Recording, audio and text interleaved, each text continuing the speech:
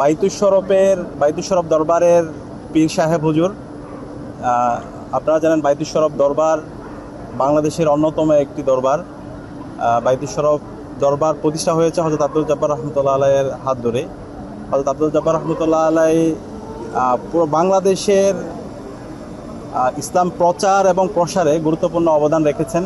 বিশেষ করে চট্টগ্রামে বাইতুল শরফ আঞ্জুমান ইত্তেহাদ বাংলাদেশ এবং বাইতুল শরফ দরবার অবস্থিত এবং এই বাইতুল শরফের অসংখ্য প্রতিষ্ঠান আছে।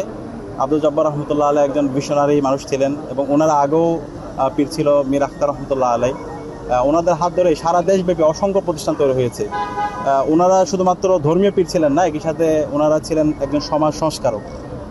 একই সাথে যেমন মাদ্রাসা প্রতিষ্ঠা করেছেন, ওনারা স্কুল প্রতিষ্ঠা করেছেন, কলেজ প্রতিষ্ঠা করেছেন, হাসপাতাল করেছেন এবং শুধুমাত্র চট্টগ্রামে ওনারা প্রতিষ্ঠান করেননি।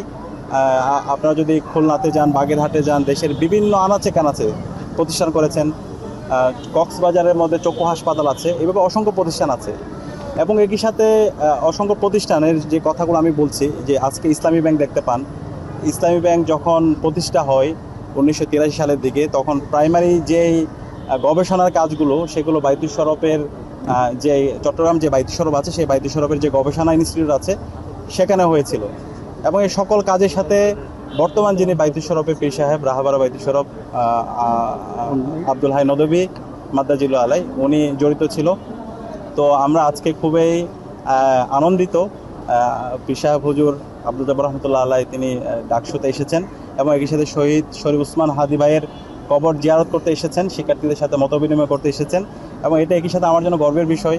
আমি সরাসরি হুজুরের ছাত্র ছিলাম এবং এখানে ঢাকা ইউনিভার্সিটিতে অসংখ্য শিক্ষার্থীরা আছে বাইতুল শরফের, তারাও এসেছে। তো আমরা ডাকসুর পক্ষ থেকে হুজুরকে আবারও অভিনন্দন জানাচ্ছি এবং বাইতুল শরফ দরবারের জন্য দোয়া করছি। আল্লাহ তাআলা এই প্রতিষ্ঠানটাকে কিয়ামত অবধি জারি রাখুক, সমাজ সেবার জন্য এবং একই সাথে এই দিনই দাওয়াতের জন্য যে প্রতিষ্ঠানটি কাজ করছে সে কাজের ধারা যেন অব্যাহত থাকতে পারে, আমরা সেই শুভকামনা জ্ঞাপন করছি। একই সাথে বর্তমান বাইতুল শরফের পীর সাহেব আব্দুল হাই নদভী হুজুর, তিনি একজন লেখক, তিনি প্রাবন্ধিক, অনুবাদক। ইতিমধ্যে ওনার প্রায় 250-এর অধিক বই বের হয়েছে এবং বাইতুল শরফের যে গবেষণা ইনস্টিটিউট আছে সেখান থেকে প্রতিনিয়তই গবেষণা সামগ্রী বের হয়। বাইতুল শরফ থেকে প্রতি মাসে মাসিক, দিন দুনিয়া এবং বিভিন্ন ধরনের সাময়িকী বের হয়। তো বাইতুল শরফ শুধুমাত্র একটা, আমরা সমাজে যা দেখতে পাই প্রথাগত যে প্রতিষ্ঠানগুলো, দিনী প্রতিষ্ঠানগুলো অথবা যে খানকাগুলো আছে, সেগুলো উদ্দেশ্য থাকে শুধু মানুষদের থেকে নেওয়া।